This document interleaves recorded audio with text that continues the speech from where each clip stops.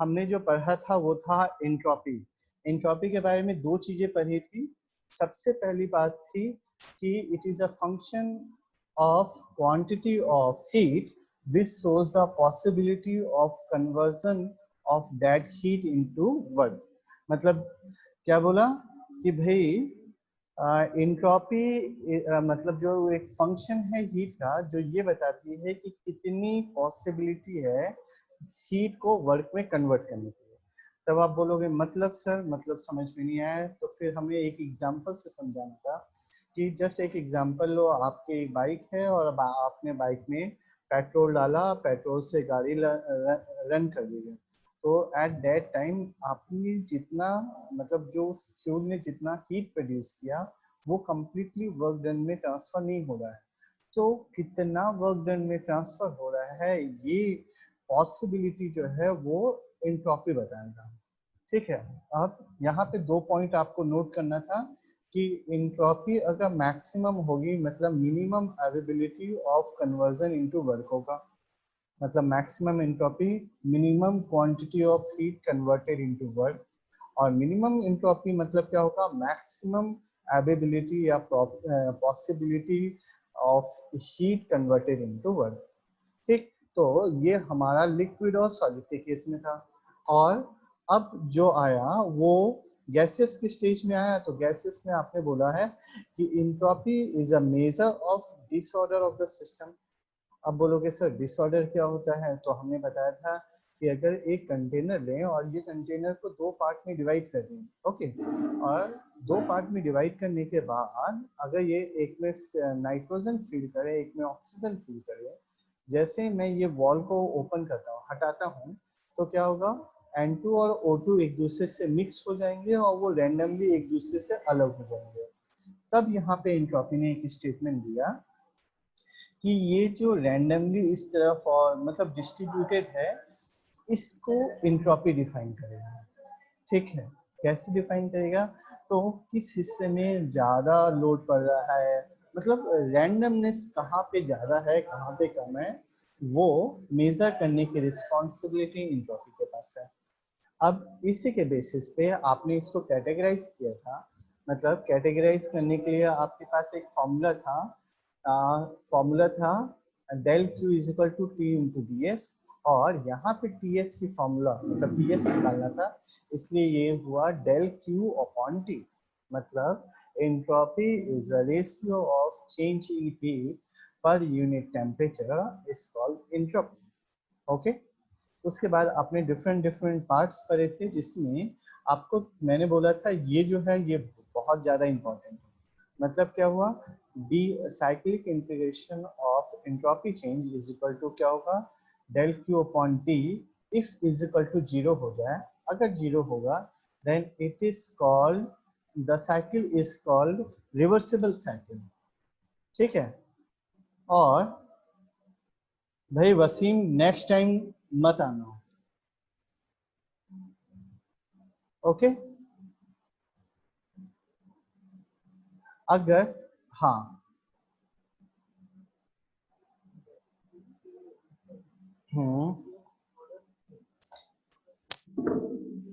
This actually देख एक बार बता रहा होता क्या है ना, ये पूरा का पूरा एक हाइपोथेसिस पार्ट रहता है और बाद में इसको माइक्रोस्कोपिक वे में इनको देखा जाता है।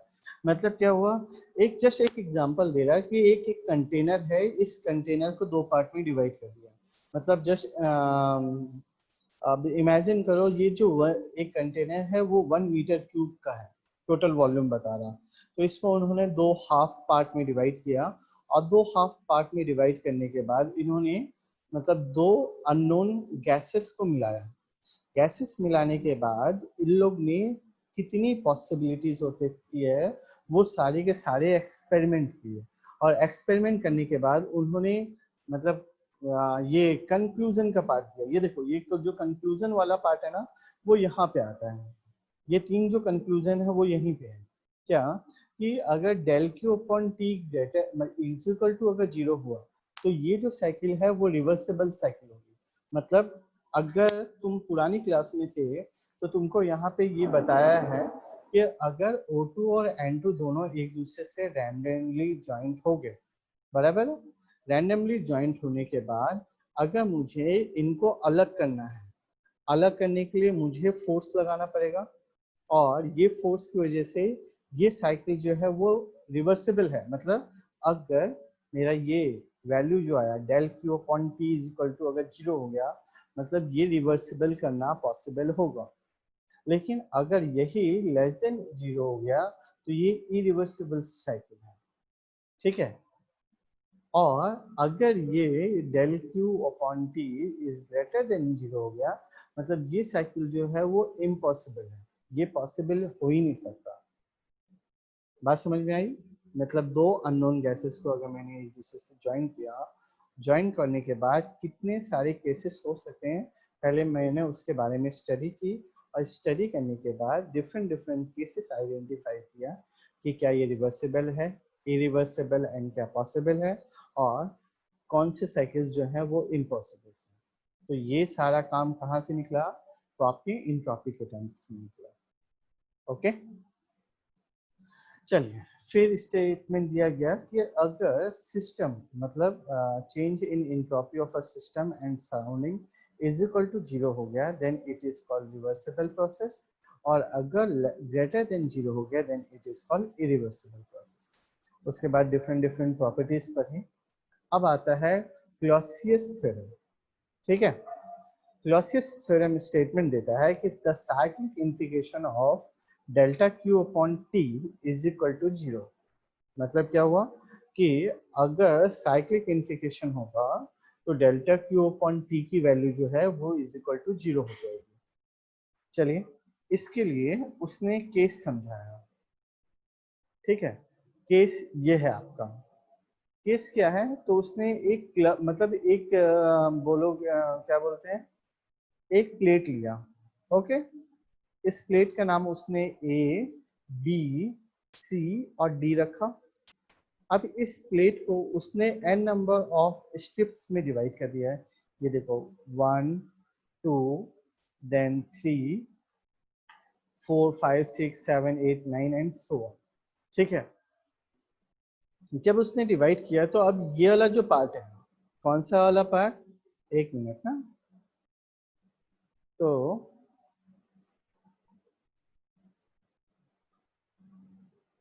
मैंने क्या किया, एक स्ट्रिप को अलग से यहां से बाहर निकाला, ठीक है। दिख रहा है ये स्ट्रिप कौन सा है, तो मैंने उसका नाम दिया 1 2 3 4 और 1। तो मेरे ख्याल से आपको ये पता है कि ये रिवर्सिबल साइकिल है, और आई थिंक कार्नोट नहीं, पेट्रोल साइकिल में आप यूज करते हो, ठीक है। तो पेट्रोल में यूज करते हो तो क्या हुआ, 1 से 2 जो है हीट एडिशन हुआ, और 3 से 4 जो है वो हीट रिजेक्शन होता है। अब 1 और मतलब ये जो प्रोसेस है 1 to 2 वो रिवर्सिबल आइसोथर्मल प्रोसेस है, 3 से 4 रिवर्सिबल आइसोथर्मल, और 2 से 3 और 4 से 1 जो है रिवर्सिबल एडियाबैटिक प्रोसेस है। मतलब क्या हुआ, पिस्टन मूव किया, टीडीसी से बीडीसी मूव हो रहा है, इस वजह से आपका जो क्या बोलते हैं स्पार्क प्लग इग्नाइट करेगा, इग्नाइट करने की वजह से पिस्टन बहुत ज़्यादा देर तक मूव करेगा, यहाँ पे इसका वर्क डन होगा। उसके बाद पिस्टन वापस मूव कर रहा है बीडीसी से टीडीसी, तो उस समय अपना वो हीट रिजेक्ट करेगा, मतलब एग्जॉस्ट वॉल्व ओपन होगा, और अल्टीमेटली उसका जो प्रेशर है वो वापस इंक्रीज, मतलब ये वाला जो प्रोसेस था आपका वो कंबशन नहीं कंप्रेशन प्रोसेस था, और ये जो है आपका वो एक्सपांसन प्रोसेस था, ठीक है। तो इस साइकिल में उसने ऑब्जर्व किया, क्या ऑब्जर्व किया कि डेल्टा क्यू ऑफ हायर मतलब हीट जो सप्लाई कर रहे हैं upon T H is equal to delta Q of lower upon T H के इक्वल हो गया। आप पूछोगे ये कैसे हो सकता है सर, ये बता दो। तो मेरे ख्याल से हमने जो लास्ट टाइम पढ़ा था कैल्विन टेम्परेचर स्केल, याद है? तो कैल्विन टेम्परेचर स्केल में हमने कंक्लूड किया था कि heat supply at higher reservoir upon heat supply at lower reservoir is equal to temperature of higher reservoir upon temperature of lower reservoir. तो हमने क्या किया है, इस वाले को यहाँ नीचे लेके आए और ये वाले को यहाँ ऊपर लेके गए। मतलब heat supply at high reservoir upon temperature of high reservoir is equal to heat supply at lower reservoir upon में temperature of lower reservoir। बराबर है। If heat supply is taken as positive and heat rejection as negative, मतलब ये जो वाला term है ये minus delta Q L upon T L हो गया, तो ये माइनस टर्म इस तरफ आ गया तो पॉजिटिव हो जाएगा, मतलब delta Q H upon T H plus delta Q L upon T L is equal to 0। Similarly मतलब क्या बोला गया, अगर मैंने केवल ये 1 2 3 4 का निकाला, इसी तरह 5 6 7 8 9 10 11 12 सभी का निकालूंगा, तो उससे मेरा कंक्लूजन ये निकलता है कि delta Q H at point 2 मतलब 5 6 7 8 की बात कर रहे हैं divided by T H two plus delta Q L two upon T L two is equal to 0।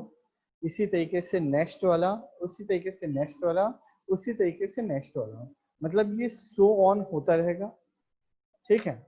So if similar equations are written for all the element Carnot cycle then the whole original cycle, अब क्या हो जाएगा whole original cycle, तो delta Q H one upon T H one plus delta Q L one upon T L one plus so on is equal to क्या हुआ 0। बराबर है। तो हमारा जो क्लॉसियस ने स्टेटमेंट दिया था कि cyclic integration of delta Q upon T is equal to क्या हुआ 0, ये हमने यहाँ पे हेंस प्रूफ कर दिया। मगर कंडीशन कौन सी थी, तो it's apply on only for reversible cycles. Clear है यहाँ तक? याद रखिएगा क्लॉसियस में एक न्यूमेरिकल और एक थ्योरम आता है, तो क्लॉसियस जो है वो एक इम्पॉर्टेंट थ्योरम है, अच्छे से याद कर लीजिएगा। चलिए क्वेश्चन के बारे में चलते हैं। क्वेश्चन कहता है a reversible heat engine absorb heat from two thermal reservoirs at constant temperature 800 Kelvin and 550 Kelvin। बराबर है।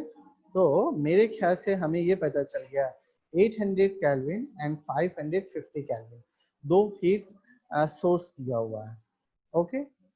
Reject heat to the reservoir of 300 kelvin. Calculate the thermal efficiency and heat supply by each thermal reservoir when the engine produce 80 kilowatt and reject 55 kilojoule per second to the sink। ठीक है। मतलब क्या हुआ, तो question ये था कि दो हीट सोर्स है 800 केल्विन एंड 550 केल्विन, ये दोनों एक इंजन में जाते हैं और इंजन में वर्क प्रोड्यूस होता है 80 किलोवाट का, और ये जो है वो 55 किलोवाट का हीट रिजेक्ट कर देते हैं। तो आपको बताना है कि Q1 और Q2 की वैल्यू क्या होगा। क्या बोला, calculate the thermal efficiency and heat supply by each thermal reservoir. ठीक है। तो मेरे ख्याल से अगर आप इसके न्यूमेरिकल के पास जाएंगे तो आपके पास एफिशिएंसी के दो फॉर्मूले हैं। पहला फॉर्मूला है work done upon heat supply, बराबर है, और दूसरा फॉर्मूला वर्क डन को हमने यहाँ पे कैसे लिखा, तो यहाँ पे लिखा है Q1 प्लस Q2 प्लस होगा, very good, minus Q3 upon Q1 minus plus Q2, बराबर है।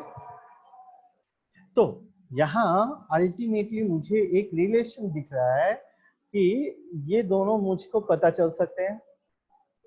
हमने क्या किया, तो हमने लिखा work done is equal to Q1 plus Q2 minus Q3। अब Q3 की वैल्यू दी हुई है, वर्क डन की वैल्यू दी है, मतलब Q1 प्लस Q2 की वैल्यू निकल जाएगी, Q1 प्लस Q2 की वैल्यू निकल गई, और अगर Q1 प्लस Q2 की वैल्यू निकल गई और आपके पास ये फॉर्मूला लिखा हुआ है, मतलब फॉर्मूला क्या है, तो 1 minus Q3 upon Q1 minus Q2 आप निकाल सकते हैं। या ये भी नहीं करना चाहो तो दूसरा फॉर्मूला लिख सकते हो, वर्क डन अपॉन में Q1 प्लस Q2। तो इससे आप निकाल लो, आपके पास दोनों तरीके हैं, दोनों में भाई ने दूसरा वाला तरीका यूज किया है, हम पहला भी यूज कर सकते हैं। तो अल्टीमेटली मेरी इफिशियंसी निकल आ गई, बराबर। अब इफिशियंसी निकालने के बाद हमने क्लॉसियस थ्योरम अप्लाई किया है। क्लॉसियस क्या कहता है, delta Q upon T is equal to 0। तो डेल्टा क्यू अपॉन टी मतलब क्या हुआ, Q1 upon T1 plus Q2 upon T2 plus, अब ये जो Q3 है, आपका Q3 क्या है, हीट रिजेक्शन है, इसलिए हीट रिजेक्शन को थर्मोडायनेमिक्स ने माइनस साइन से डिनोट किया है, इस वजह से minus Q3 upon T3 is equal to 0। अब मेरे पास इसकी वैल्यू है, मेरे पास ये है और ये है, तो अल्टीमेटली मेरे पास एक इक्वेशन मिल जाएगा कि 55Q1 plus 80Q2 is equal to 8066.66। अब देखो एक इक्वेशन मेरे पास ये दिया हुआ है, मैं अगर इक्वेशन नंबर 2 लिखता हूँ और एक इक्वेशन ये दिया हुआ है जिसको मैं इक्वेशन नंबर 1 लिखता हूँ, तो linear equation in two variables के बेसिस पे आपका Q1 और Q2 की वैल्यू फाइंड आउट हो जाएगी। मेरे ख्याल से कैल्सी में आप linear equation in two variables निकाल चुके होंगे, तो वो आपका मतलब इतना लेंदी पार्ट में जाना नहीं है, बस आपने ये फ्रॉम इक्वेशन 1 एंड 2 आप डायरेक्टली Q1 और Q2 की वैल्यू फाइंड आउट करोगे और खत्म कर दोगे। क्लियर है? चलिए नेक्स्ट क्वेश्चन पे चलते हैं। नेक्स्ट क्वेश्चन कहता है, a reversible heat engine absorbed heat from 3 thermal reservoirs at 1200 Kelvin, 1000 Kelvin and 800 Kelvin. The heat engine rejects 5.5 kilojoule per second heat to the sink at 300 Kelvin. देखो एक और बात बताता हूँ, जब भी आपके पास क्वेश्चन पेपर आएगा और आपको हीट ट्रांसफर मतलब Q की वैल्यू और टेम्परेचर की वैल्यू देगी, तो आपको तुरंत क्लिक करना है कि this question came from the chapter entropy. याद रखना, जहाँ पे Q की वैल्यू और जहाँ पे T की वैल्यू दोनों साथ में आ रही है, मतलब वो एंट्रोपी का ही क्वेश्चन है। ओके, तो heat engine reject 5.5 kilojoule per second heat to sink at 300 Kelvin and produce 12 kilowatt work output. So heat supply by reservoir at 1200 Kelvin is 60% of heat supply by reservoir at 800 Kelvin. Calculate heat supply by each reservoir. मेरे ख्याल से question आपको समझ में आया होगा क्या, कि 3 रिजर्वायर्स हैं, 1200 केल्विन, 1000 केल्विन एंड 800 केल्विन, जो Q1, Q2 और Q3 मिला के हमने एक वर्ड यूज किया Q क्वांटिटी एक हीट इंजन में दे रही है, और ये हीट इंजन में जो उसका वर्क डन हो रहा है, आई थिंक वर्क डन दिया हुआ है 12 किलोवाट। ठीक है, तो वो कितना दिया हुआ है, तो वो अल्टीमेटली 12 किलोवाट है, और 12 किलोवाट को उसने कैसे लिखा है, तो Q माइनस Q4 लिख लिया। ठीक है, क्योंकि heat supply minus heat rejection, और ये जो हीट रिजेक्ट हुआ वो हुआ है 300 केल्विन में। तो अल्टीमेटली आपको फाइंड आउट करना है कि Q1, Q2, Q3 और Q4 की वैल्यू क्या होगी। कब, तो जब उसने एक रिलेशन दे के रखा। क्या रिलेशन स्टेटमेंट ये है कि Q1 is equal to 0.6 of Q3। Okay, चलिए तो स्टेटमेंट देते हैं, according to principle of energy conservation. क्या होता है भाई, cyclic integration of heat input is equal to cyclic integration of work output. अब यहाँ पे वर्क आउटपुट इंटीग्रेशन मतलब साइक्लिक इंटीग्रेशन में 0 होगा, no work produce by the system. So हमारा इक्वेशन क्या बना, cyclic integration of heat input is equal to 0, therefore Q1 plus Q2 plus Q3 is equal to 0। ये एक जनरल सिस्टम की बात कर रहे हैं ना, हमारा जो क्वेश्चन है उससे हम इसको रिलेट नहीं कर रहे हैं, ये हमें चाहिए इसलिए बाद में यूज करेंगे। ठीक है, क्योंकि आप यहाँ मेरे से क्वेश्चन पूछोगे कि सर मतलब Q4 को क्यों नहीं यूज किया, तो Q4 इसीलिए नहीं किया क्योंकि cyclic integration of heat input की बात कर रहे हैं हम लोग, रिजेक्ट की बात नहीं कर रहे ना। तो according to Clausius theorem for reversible cycle, तो इक्वेशन क्या बना, तो cyclic integration of delta Q upon T is equal to 0, मतलब Q1 upon T1 plus Q2 upon T2 plus Q3 upon T3 is equal to 0। ठीक, अब इस equation से क्या मैं Q2 की वैल्यू निकाल सकता हूँ, तो Q2 की वैल्यू होगी माइनस ऑफ Q1 ब्रैकेट में minus of Q1 plus Q3। ठीक है, अब मैंने इससे क्या किया, तो इक्वेशन को Q1 और Q3 के फॉर्म में कन्वर्ट कर दिया। तो ये इक्वेशन Q1 और Q3 के फॉर्म में जो कन्वर्ट हुआ वो क्या हुआ, तो Q1 को कॉमन किया तो आया 1 upon T1 minus T2 is equal to Q3 में 1 upon T2 minus T3। That means अब मैंने इनको एक दूसरे के अपोजिट में लेके गया, क्यों, क्योंकि जो मेरा इक्वेशन है वो है Q अपॉन में T बराबर। Similarly Q3 is equal to, भाई एक सेकेंड ना, ये यहाँ पे याद रखिएगा, थोड़ा सा मिस्टेक हुआ है।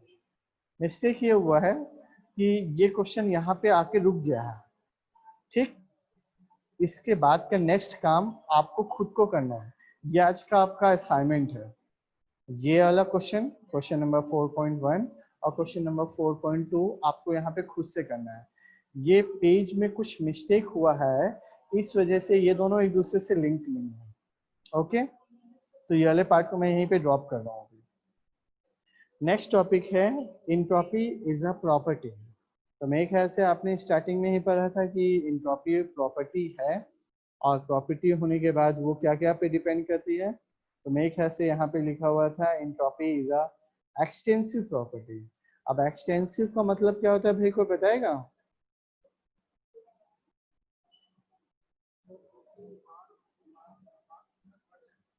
जो मास पे डिपेंड करेगा, ठीक है ना। चलिए, तो और दूसरी एक और प्रॉपर्टी के बारे में आपने पढ़ा था, जो कहाँ पे है, entropy is a property of the system. एक ये पॉइंट हुआ, दूसरा ये है entropy is a point function, it independent of path of the process. बराबर है, तीन वर्ड से याद रखना है कि एंट्रोपी जो है वो सिस्टम की प्रॉपर्टी है, ये पॉइंट फंक्शन होता है जो इंडिपेंडेंट होता है पाथ से, और ये एक्सटेंसिव प्रॉपर्टी है, that means it depends on the mass. चलिए, तो कंसिडर अ सिस्टम, अब इस चीज को हम लोग प्रूफ कर रहे हैं, मतलब प्रॉपर्टी पहले पढ़ ली थी, अब उसको यहाँ पे प्रूफ करेंगे कि consider a system undergoing a reversible process from state 1 to state 2 along path A, and then from state 2 to original state 1 along path B as shown in figure. Apply the Clausius theorem to this reversible cyclic process. ये देखो, reversible cycle process में क्या हुआ, हम 1 से 2 में गए path ए से, और 2 से 1 पे आने के लिए हमारे पास दो ऑप्शन है, आइदर पाथ बी और पाथ सी। ठीक है, तो अब हमें ये बताना है कि अल्टीमेटली पाथ सी से आओ या पाथ बी से आओ, it doesn't matter, it's only matter कि ये एक पॉइंट फंक्शन है, डज नॉट मतलब it is independent of path of that cycle. तो देखो, according to Clausius theorem delta Q upon T is equal to 0, hence for the reversible cycle, reversible क्या हो रहा है 1a2। अब यहाँ पे देखो, पहला जो है वो b से फॉलो कर रहा है, तो 1a2b1 आ जाएगा, और दूसरा जो पाथ होगा वो होगा 1a2c1। बराबर है, मैं दोनों को अप्लाई करूंगा।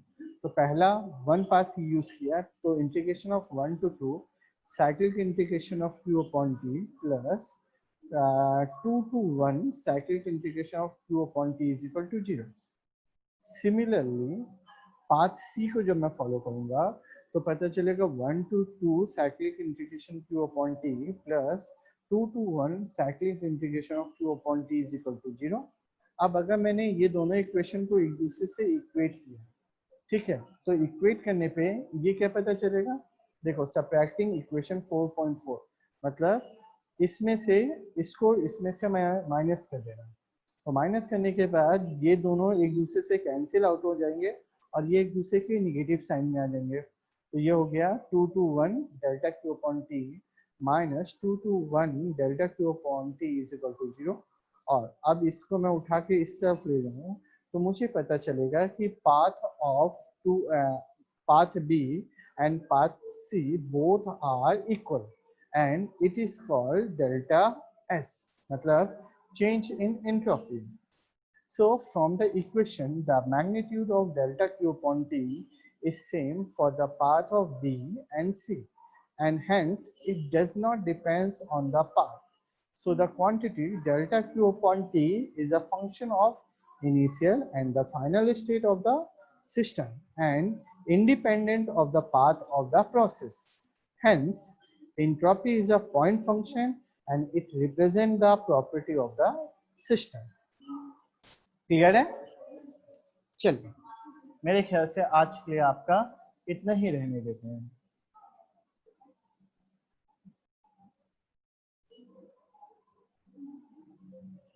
अभी तक में कोई प्रॉब्लम है, कोई डाउट है तो वो पूछ लीजिए। मेरे ख्याल से न्यूमेरिकल वाला क्लियर होगा। इस वाले न्यूमेरिकल की अगर आप बात करना चाहते तो मैं आपको हेल्प कर सकता हूँ। बताओगे क्या क्या करना, मतलब अपन क्या क्या कर सकते हैं इसके साथ?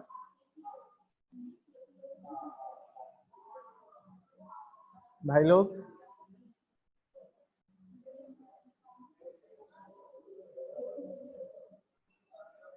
वेरी गुड,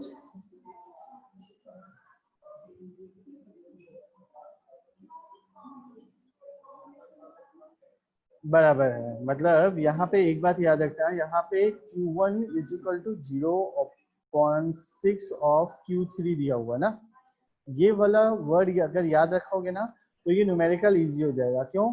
क्योंकि यहाँ पे देखो दो अननोन था Q1 और Q2 और यहाँ पे तीन अननोन है Q1, Q2 और Q3, लेकिन इसने ऑप्शन दे दिया है कि Q1 को उसने Q3 के फॉर्म में चेंज कर दिया। मतलब Q2 और Q3 दोनों केवल आपके पास दो ही अननोन वेरिएबल्स हैं, तो दो अननोन वेरिएबल्स को निकाल लोगे तो तीसरा खुद ब खुद निकल जाएगा। बराबर है? तो आज का आपका असाइनमेंट, ठीक है, असाइनमेंट में आपको सबसे पहले एंट्रोपी की ये डेफिनेशन लिखनी पड़ेगी, एंट्रोपी इज अ फंक्शन। उसके बाद मैक्सिमम एंट्रोपी, मिनिमम एंट्रोपी क्या होती है वो लिख लीजिएगा। दूसरी बात, इसका ये वाला इक्वेशन लिखिएगा। कौन सा? ये जो आपको मैं यहाँ पे दिखा रहा हूँ, एक मिनट ना, ठीक है। सबसे पहला ये वाला एक पॉइंट लिखेंगे, एंट्रोपी की हेडिंग में एक ये पॉइंट, और दूसरा ये वाला पॉइंट लिख लेंगे, तीसरा ये इक्वेशन लिखेंगे, ठीक है, और अल्टीमेटली ये काम कंप्लीट हो जाएगा। उसके बाद फिर इन केस ऑफ गैसेस बोलोगे तो ये वाला स्टेटमेंट लिखे ना। ये स्टेटमेंट लिखने के बाद ये डिफरेंट डिफरेंट कैटेगरीज हैं, जिसमें मैंने आपको पहले बोला रहा कि पॉइंट नंबर 4 ये अच्छे से याद कर लेना, क्योंकि बाकी चीज़ें आपको याद रहेंगी इसलिए उसको लिखने की जरूरत नहीं है। और ये वाला पार्ट लिख लेना, केवल ये दो पॉइंट्स आपको लिखना है, बाकी नहीं लिखोगे चलोगे। और ये 12 नंबर वाला लिख लेना कि एंट्रोपी चेंज जो होता है उसके तीन मेन रीजंस कौन कौन से हैं, ठीक है। तो ये पार्ट हो गया। उसके बाद क्लॉसियस थ्योरम लिखेंगे जिसमें ये वाला पार्ट बताएंगे। अल्टीमेटली ये फिगर जो है ये इंपॉर्टेंट है, ये फिगर इंपॉर्टेंट है, और इसके बेसिस पे ये जो तीन आपने इक्वेशंस बनाए हैं, ये इक्वेशन बनाना, ये लिखना, और इसी के साथ ये काम कंप्लीट हो जाएगा। बराबर? उसके बाद 4.1 और 4.2 लिख लोगे, बस इतना काफी है। ओके,